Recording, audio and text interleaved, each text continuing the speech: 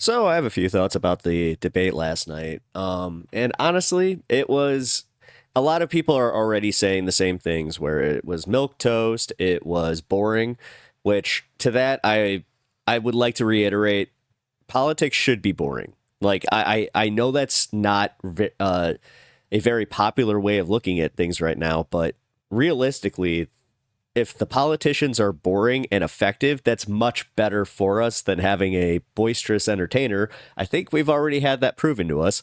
So I always kind of find that weird when like both sides are saying that because some of the post debate polling has shown that both of their likability scores have gone up.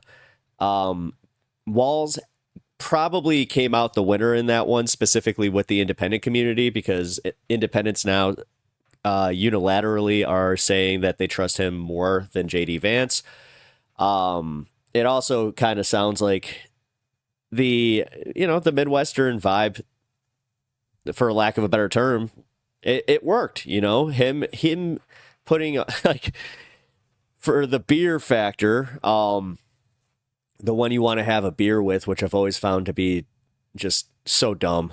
And honestly, it's one of the, like every time I hear it, it brings me back to the Bush era, and I'm like, can we not do the Joe the Plumber thing? Because that didn't no, because the last time we played that game, we got a lot of American soldiers killed just for the profit books of a small conglomerate of military contractors. So, and I will never change my opinion on that one because that is just an objective fucking fact, people. Sorry, I'm not going to go into a why the Iraq war was bad. Maybe I'll do a video on that later. But with the, I think that the way that the perception with the independent electorate is going, it's very good for Walls. As I was saying, it's not just the vibes though. They did some, substantive ones where it was like, who do you trust on policy? Who do you trust? Now here's the weird one. And they asked the question as the first one in the debate about what was going on with, Iran and in Israel, and it was like, that's not very fair to ask him. I get like, off the bat. Because they did the same thing with Kamala, and Majority Report had actually made this point earlier, but it's a great point where they did the same thing to her, where they wouldn't give her the opportunity to introduce herself to the people. They just went right for it, which that's not very fair. That like, I know that it's a coin flip, 50-50, and weirdly enough, Republicans won both coin tosses. Uh-oh. So if this truly is a coin toss election, coin tosses are not in our favors, guys. Sorry. I'm just reporting facts on that one. Because, yeah, he got asked that hard question right away. Didn't think it was very fair. And then JD, he did the perfect pivot where he was like, I'll answer that question, but let me introduce myself, which immediately I was like, should have done that, Walls. And Walls also, he observantly looked nervous. It was one of those, like, when my mom calls me or texts me during something, most of her observations I try to take with a grain of salt because, she's your mom. But she actually had a good take on that. And halfway through the debate, she was like, oh, this is so refreshing. I'm so happy to see some civility in politics. It was just like, yeah, don't get fooled. Because I could just see her husband just going, yeah. I thought JD was not going to be a good guy. And then he'll use that as his excuse to vote for Trump, even though he hates him. It's one of those things where it's like, I just need to vote for the Republican because tax is bad. It's never like, okay, your financial choices were kind of bad, man. Like, but you blame taxes. Trust me, I have a feeling that that's a bigger issue where a lot of people do that. That's not just a boomer issue. That's like anybody that is in control of their finances issue. Although, yeah, that one can go back to the whole education system. But yeah, my main takeaways were that on the economy specifically, and there was another bigger issue that he did really well on, as far as addressing the Gaza issue. Like, I think he did a really good job. I think it was just one of those optics problems where it's like he came across nervous on it. So, yeah, that was just my personal takeaway from it. But everybody else seems to be thinking differently and thinks that he did a really good job and also pulled a lot of independents towards the Democrats. So, but yeah, Majority Report did some pretty good coverage on it today, and I ended up having to pause the show right before I got to the crux of everything, where they started going through the instant polls. So I kind of wanted to do that together with you guys. So let's take a look at the post-debate polls and then some of the discussion. About Vance, is he qualified to serve as president if necessary? Look at the good he did here. Only 50% of debate watchers said yes before the debate. That went up to 58% after the debate. Not as high as the Walz numbers, but again, this group of debate watchers is about 5 percentage points more Democratic overall than an overall registered voter population would be. Well, so it's interesting. So it's just basically.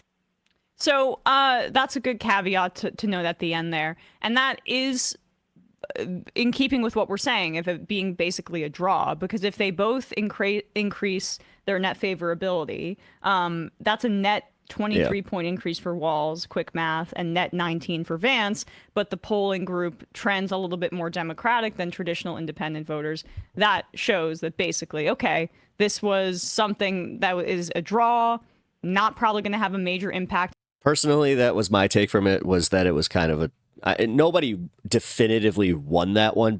And I'm taking my mom's takeaway from it, and it was because it was so civil, that everybody was so relieved to see these guys, especially the moment with JD and talking about Walz's daughter with the school shooting. That one did resonate. I hope that a lot of people understand that on the election. But the point is just that, like, the threat of what Donald Trump poses here is, especially given his rhetoric about, like, essentially pogroms against migrants and his undemocratic tendencies, it should not be difficult to be more aggressive and demonize them on that front and be more explicitly partisan, just to drive up the numbers in terms of who you're going to be turning out.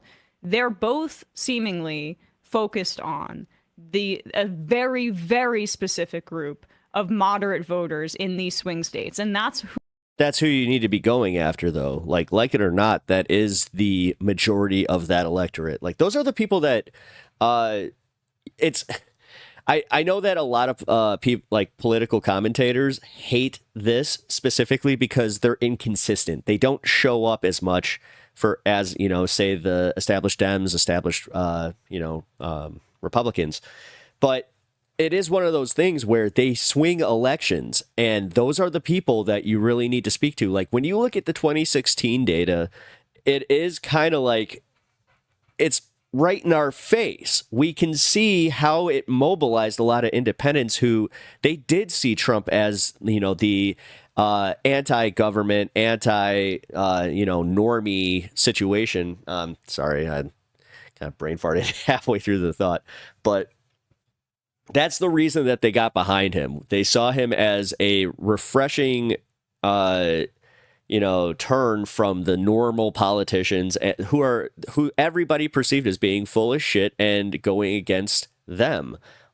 Citizens United did way more damage than a lot of people want to give it credit for, because, again, most people think like, oh, normie Americans don't pay attention to this stuff, but that was well reported on, and it was one of those things that when people were polled on it, everybody was like, no, this isn't good, but they still voted on it anyway, and that kind of erupted the public trust way more than people give it credit for, hence leading to the anti-establishment against Hillary Clinton, which she sucked. Like, let's just be real. She fucking sucked. So, like, I'm tired of that one, too, where they're just like, oh, yeah, but she was a legacy politician. Yeah, part of the problem. A lot of us who, like me, specifically, I was sick of the Bush family dynasty. I like the fact that we were about to go Bush, Clinton, I was not okay with that. I was like, this is not a monarchy. We need no. You guys aren't owed anything. And it's the same thing with the fucking Kennedys. It's like, sorry, just because of what happened in the 60s, that doesn't just give you free reign to be like the go-to. Like Ted Kennedy kind of fucked you guys over on that one. But let's go on. Who these debates have been for. That's why Kamala Harris was acting all tough on crime in part. I mean, touting her prosecutorial record on the debate stage, and wasn't talking about things like price gouging or her housing policy that she was in the pre-convention strategy. The post-convention strategy has been geared towards moderate Republicans, and it shows. Now, no, not just moderate Republicans, moderate Democrats too, who tend to lean Republican, or the independent voters. I don't need to go through that again, but I really do think that that's who that was aimed at, and that's an unfair assessment to be like, yeah, they're trying to pull in the moderate Republicans as much as they already have. Now, on the substance, I don't like that at all. Will it have an outcome where they win, which is all they really care about at this point? It remains to be seen, and the polling...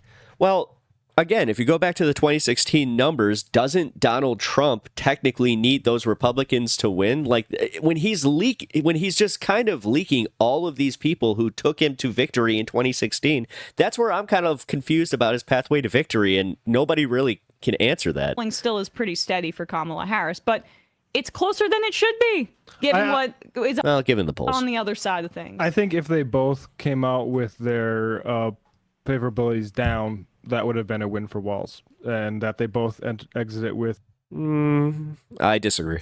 favorability up, it's a win for Vance, because the core thing you're saying about Trump is that That's putting it in black and white, like you need somebody to win. You can just say things are a draw because that's how the excuse me, that's how the public sees it. we can't do this. He's so bad. This administration's horrible. It's not that, oh, there's actually a lot of agreement here.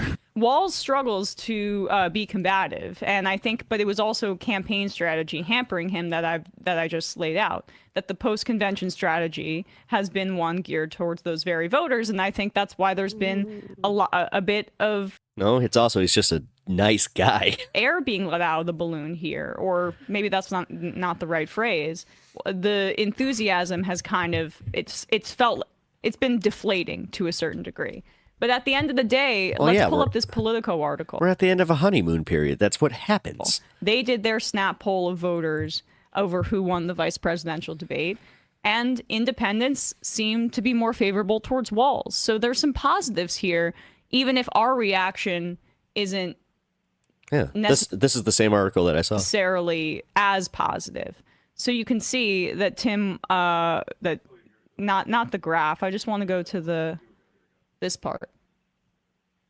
Walz had a commanding advantage with independents, 58% of whom sided with the Minnesota governor, while 42% gave Vance the edge. And then if we could scroll down to the other demographics, the next paragraph. Walz's strongest ratings came from younger people, particularly those aged 25 to 34, those with college degrees, and Black and Latino respondents, all key components to the Democratic coalition that powered President Joe Biden's victory over Donald Trump in 2020. Yeah, like my mom came out and like at the end of the debate, she said that yes, it was civil and everything, but she's still like, not only is she now going to vote for Kamala and Walz, now she's excited about it. Now she actually likes Walz. Again, we have to get to the point where we have to remember that not everybody is politically involved as people say watching this, because you kind of have to seek this stuff out a little bit more than your average person. So this was a great way to introduce him to the normies and really get his message across. And also, again, because this is a big vibes election. Vance, meanwhile, performed best with people over the age of 55, white voters, and those without a college degree. Dude. That's the Trump coalition. In part, you're also seeing that in Pennsylvania, there was an AARP poll that came out yesterday that showed that while Harris has gained significantly with younger voters in between 18 and 45, over the past, since Biden dropped out, since the last Biden poll with them, Biden was... Sorry, my talk farted. I have this here. The AARP survey, which is considered a bit more conservative than other pollsters, has Harris up 2% in Pennsylvania with likely voters. Biden was down by 5 in the same survey in April. And Biden was also behind with voters 18 to 49 in that April survey, and she's up 14. Nice. But she has lost ground with older voters versus Biden. So she's down 7 with older voters, with 65 plus in Pennsylvania, while Biden was up, was down just by 1 point. Yeah, but how much of that was like them perceiving him as being the elder in the situation, and they really are kind of doing that thing of like, well, I don't really like people younger than me because I don't trust them to think the way that I do. So the point is that that is a thing. If you deny that, please look a little bit deeper into yourself to answer. Come on. Like when that's why this generational crap is a thing. You're reading in between the lines about who they're targeting. They're trying to target older voters who are maybe more moderate, are put off by Donald Trump's uncouthness and January 6th being an indicator of extremism. I think that's a strong point, and they immediately cut an ad on that front. But that's who they're targeting with this campaign. That's why this next month is going to be a frustrating display of centrist politics to a degray. Yeah, but again, that's because that's who they need to pull. I'm sorry, at some point you do I feel like they might have said this earlier, but pre-convention is for you guys, to bring the base together. And then post-convention is to try and convince the rest of the country, because that's who you need to win these elections. If you go into it always complaining that they're not placating to you, then you wonder why you're losing elections. Then just stop doing this, because you're just ignoring the forest for the trees with this one, because the answer's right in front of you. And it remains to be seen if that's sincere, and which parts are sincere, and which parts in the plan that are being de-emphasized in public but are strong in public, private. But what's always been true of elections is that the people that you really need to activate are the ones that aren't true independents but are low propensity partisans, and the Republicans are doing that. Yeah, but that's on both ends. I was technically what Matt's talking about. I was an independently registered voter who had a propensity to vote for Democrat, but it only lasted two elections. It lasted a presidential election and a midterm before I ended up switching to go vote for Bernie, because I had to register with the Democratic Party to do so. So it's one of those things where you have to apply that to both sides, and on top of it, not necessarily look at that like it's a bad thing. It is kind of true that you have that, especially Kamala. I'm sorry if Dick Cheney, it puts me off. I'm not comfortable with him and the war machine being so comfortable voting for her. But at the same time, it is kind of just acknowledging oh yeah, Donald Trump's way worse for our country. So. The Democrats are not. They're going for So you got to go for those moderates. Sorry. Contrary to what, and maybe this isn't as clear of a signal in the literature. Maybe some of our election followers, John from San Antonio, but that's been my impression. And so this seems like something that your donors tell you to do, because you're not building a coalition that is going to upset their priorities more. And I think what's happening is there's mobilization that's being kept on the shelf because it's inconvenient. And I hope I'm wrong. I hope their internals are better than say the Hillary Clintons were. It really seems like it is, though, because look at the way that they're already, I think that it is kind of like the Joe Biden guys, because say what you will, the Joe Biden campaign did kind of keep it going, where it was they had people like me going, it's not as bad. And they're not just actually telling themselves what they want to hear ahead of a loss. Yeah, my assessment of this is different than my feelings on the Hillary Clinton campaign, where I thought that she was pretty likely to lose based on the way the campaign was run. And I don't have that same assessment here. Sure. I do think that there are some warning signs, but the polling is trending in one particular direction, and she has multiple paths to victory where Trump's are much more limited. So yeah, but you guys are also not bringing up how he keeps stagnating. He has not moved past that 46%, and a lot of the media is not focusing on that because it's not sexy. Again, it's cynical. It's about targeting these specific voters in this specific way. But David Dayen had a great write-up of her manufacturing speech, where she emphasizes these like pro-business things, but the actual document is more of a continuation of the Biden manufacturing policy, which was more pro-labor and better for the economy in a more progressive direction. So I think it's very targeted who they're trying to appeal to. Now, I think you can do things on multiple fronts, though. If you want to have her speak to the business community in that sense, and then you also want to say things like, hey, why are they... Walz mentioned it last night, but housing policy should be more forward-facing because you can talk about the overpriced rent and the overpriced cost of housing and not just like... Take the campaign slogan from that one guy, the rent is too damn high. Single homeownership, but also rent more broadly. That was the focus in the pre-convention strategy. There has been a significant break from that enthusiasm. And that the fact that we're feeling that makes total sense because the pre-convention strategy is for the base. And the post-convention strategy has been for these moderate voters. Yeah, I don't love it, and I think they could do multiple things at once. Yeah, Sam was saying that earlier in the show, too. But their feeling is that this is a very unique situation. They have a limited time frame to make their case, and they're worried about those particular voters in that instance. So it remains to be seen. But again, let's pull up this ad that they cut. They immediately cut that answer by J.D. Vance on January 6th. This is an effort to drum up negative partisanship where they feel like they have strong advantages on abortion and on democracy in January 6th. 63% of independent voters feel, according to an ABC survey, that Biden won the 2020 election. So reminding them of this is a good thing. Mm-hmm. It's really rich for Democratic leaders to say that Donald Trump is a unique threat to democracy when he peacefully gave over power. He is still saying he didn't lose the election. I would just ask that. Did he lose the 2020 election? Tim, I'm focused on the future. That is a damning wow. non-answer. Yeah, wow. America, I think you've got a really clear choice of who's going to honor that democracy and who's going to honor Donald Trump. I can't wait for SNL to have Jim Gaffigan on his. It's really. He does a good job. There you go. I think that is what they're not offering a ton, but they are offering that negative partisanship over the next few months or a few weeks. We shall see if it has the desired effect.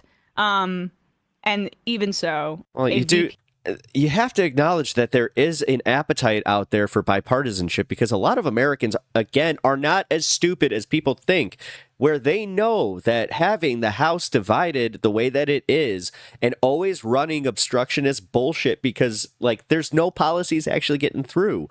So we would kind of like, people that could work together to, move us forward and not always just sit there for 4 years and maybe move 2 agendas.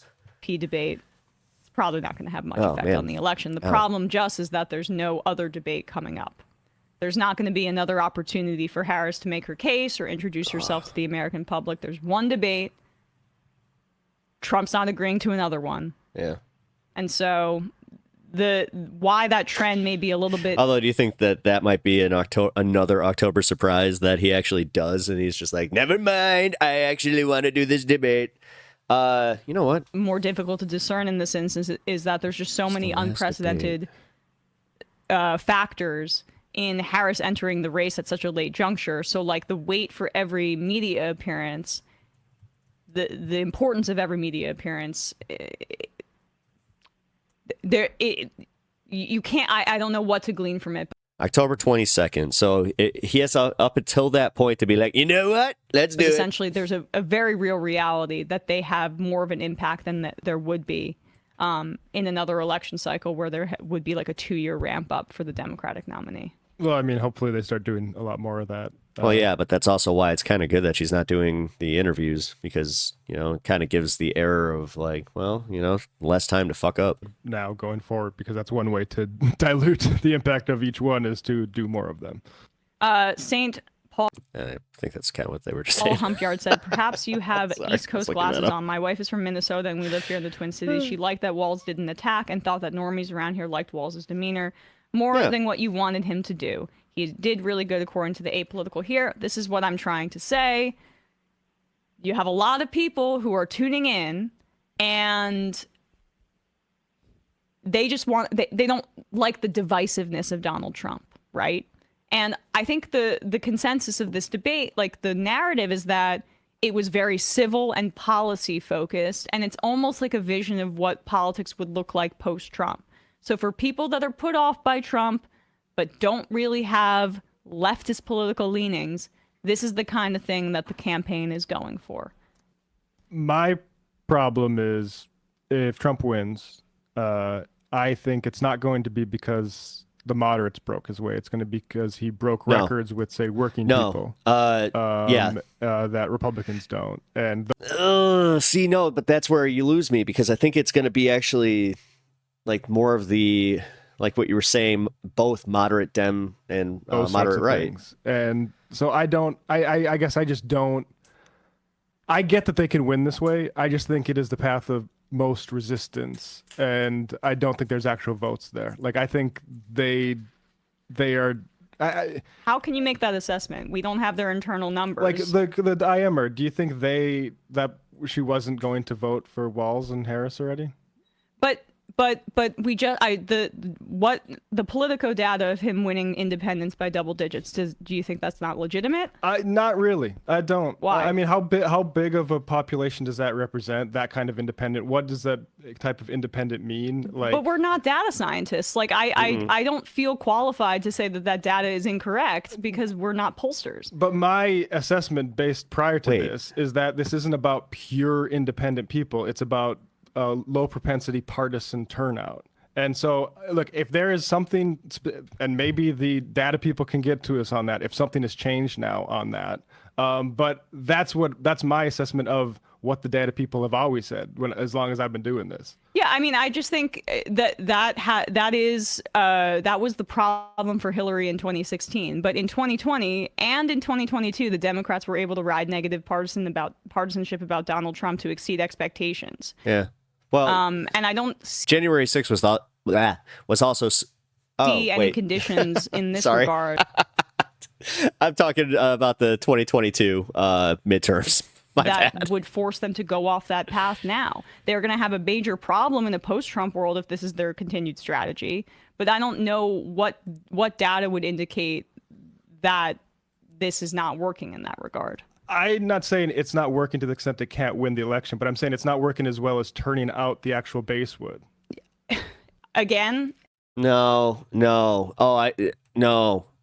Because I'm hoping that she is going to make something of a good argument on this one. So I'm going to try and hold this thought. Okay, I'm not good at that. That's why I pause so much. The polling says that the biggest issues for her are the border and that she's too liberal.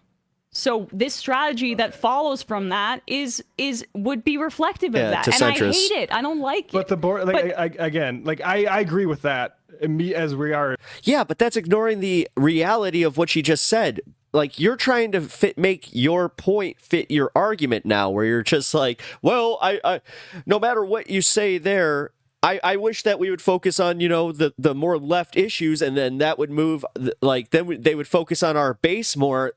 Again, that doesn't do much when even if you have your full base, which I'm sorry, you guys need to get a little bit better about that, where it's like, it's not single issue necessarily, but if you need to, you understand the concept of ranked choice voting, well, ranked choice vote with, issues. I'm just... immediately, but the border thing is but yeah, you have to recognize that these are the issues, these are the ones you have to work with, and these are the people you have to work with and work toward, moving your message to creation of their own making. Like, this is that's the reality. Yeah. But it's just the thing is, they feel that this is the strategy that they're going to pursue to win, even if we don't like what that strategy is. Or even I if don't we think don't there's think it's the most I don't think there's a ton of evidence that says it's not effective. That's the point. I don't Right. like it on the substance. I think they could win in other ways. But based on the circumstances of the situation, Biden dropping out so late, her taking over this campaign infrastructure and basically having to build this from scratch, this is something that makes sense to me in terms of what they're pursuing. And the data seems to show that she's gaining in the swing states that she needs. She needs to win Michigan, Pennsylvania, and Wisconsin, where she's consistently gained ground in those states.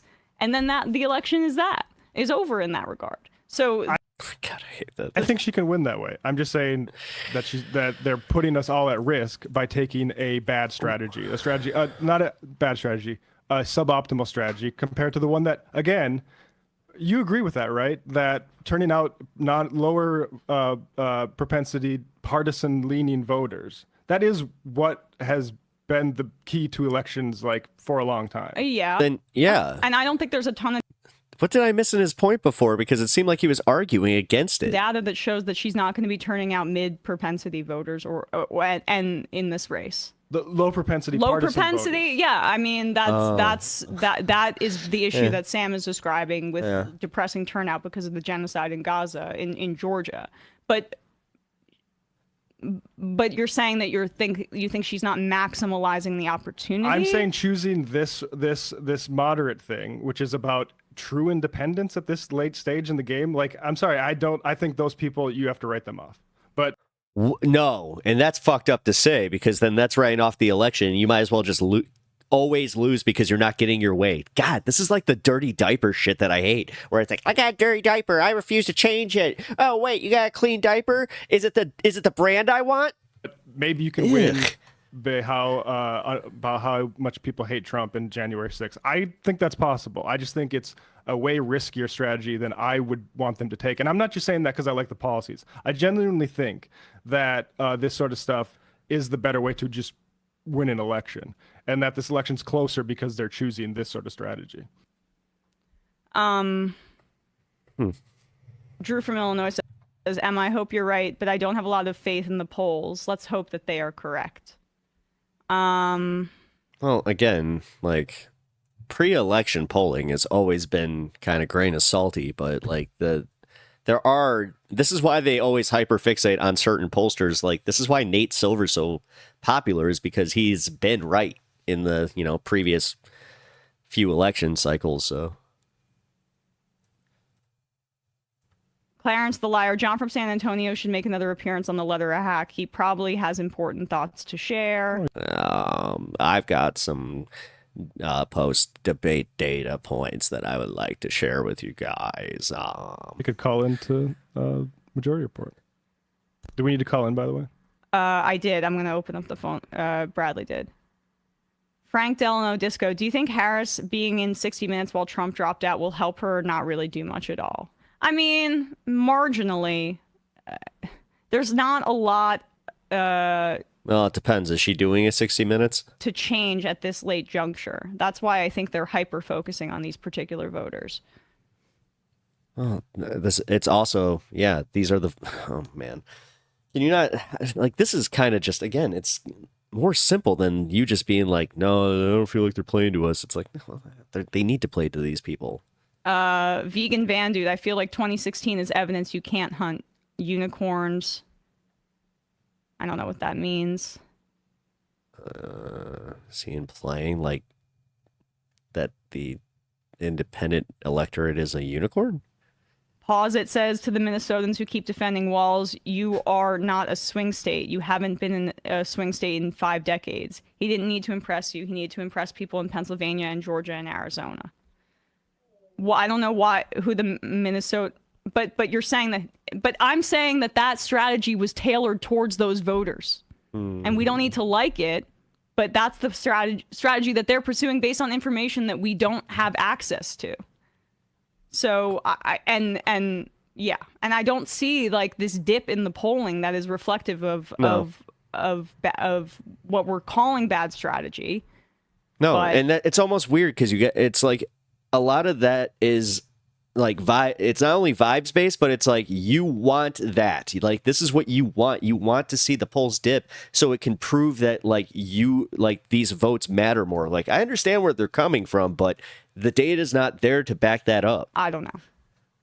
Also, Minnesota is it's blue in like national elections, but there's a lot of red there, so I don't know. I don't And think Biden almost lost, was been to polling the lakes? underwater Yeah. in Minnesota before Harris joined the race. Jiminy Cricket, do you think her meeting with Keir Starmer influenced this unwavering heart center angle? No, I think that is just a continuation of the Biden strategy that was going into this race. Yeah, you want to know? People want a No, again, it's based on data points from the previous elections. little insight of why I'm. And on top of it, like they're really, trust me, like I'm calling this one now. I don't like making predictions on any of this, but especially election predictions. But the one prediction I'm comfortable making is for the last 2 weeks of the election cycle here, it's going to totally turn to abortion and women's rights. I'm so pessimistic. It's because I think that Keir Starmer is the future of the Democratic Party too.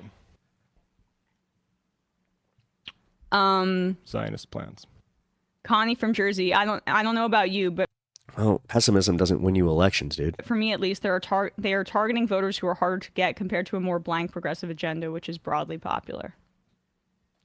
I mean, I hope it wins. And if we had a ramp up to That the was race actually a where good take. the situation was like Harris could craft her own platform, I think she's just a standard Democrat, so it probably wouldn't Yeah. be a progressive agenda. Yeah, because Sam has hammered this one multiple times, but it's because in all the the pre-polling when Biden was down, a generic Democrat was up +6. But they're basically running on Although that's way back then, and honestly, like a continuation of the Biden policy, in part because of the almost circumstances an of the obsolete race, data but point. in part because I think that's the kind of politics that she represents. If there's a shift on Gaza to a degree, which who knows, I'm hopeful that maybe I think it's going to be super moderately to the left, but I do think she's to the we left of have Biden on a that. pressure campaign in that regard. And then some of the domestic agenda items from Biden continue. I still think that's much better for the country than, Democratic presidents in the past. So, unfortunately, though, her courting of crypto donors may indicate that we could be seeing a slide backward in that regard. Hunter's laptop. Do you think Dems have an October surprise plan? Maybe that's the Trump card. Well, I mean, Biden's October surprising the Democrats' own candidate by greenlighting Israel's Lebanon operation. That wasn't a green light. Again, dude. Turning off the phone lines, 646-257-3920. Do we want to do phones? Because that was no. That was good. Oh, man. Well, honestly, that was a pretty good post-debate breakdown. And Emma was very fair today. Like, holy crap. That was surprising from her to kind of play devil's advocate for the center, which was weird. I was like, wow. You're usually definitely farther left leaning on this stuff. And Matt was kind of, that was like almost like a Breaking Points episode. That was kind of interesting. But yeah, I honestly think that, my personal assessment is that Tim Walz and JD Vance kind of did the stalemate thing, but with Tim Walz already being more likable and perceived as a better candidate than JD Vance going into the election, I think that Matt's assessment was unfair. I think that Walz, him also gaining likability points specifically with the center and with the the independent voters, I think that's a good thing, and that moves us in the right direction. I think that the polling corrections was a honeymoon phase thing, and I think that being too pessimistic about that is also not, let's not doomer about that too much. Let's start doomering when we see polling dips where Trump is over Kamala. In the certain swing states that he is over on her is was it Arizona and Georgia, so it's not gonna cry over spilled milk kind of thing. But yeah, so that was honestly as good of a breakdown as we could get and that I could give at this point. So yeah, I hope that you guys enjoyed their content. I'll have them linked below. It was EMMAjority report today with Emma, so that was kind of also a nice little refreshing change for us. But if you like the content, leave a like, comment, and subscribe. Trying to get to 1,000 subscribers. Really appreciate you guys checking out my channel. I'm serious, like it's kind of crazy that you guys are watching my stuff, so it's really cool to me. But yeah, I'll see you in the next one.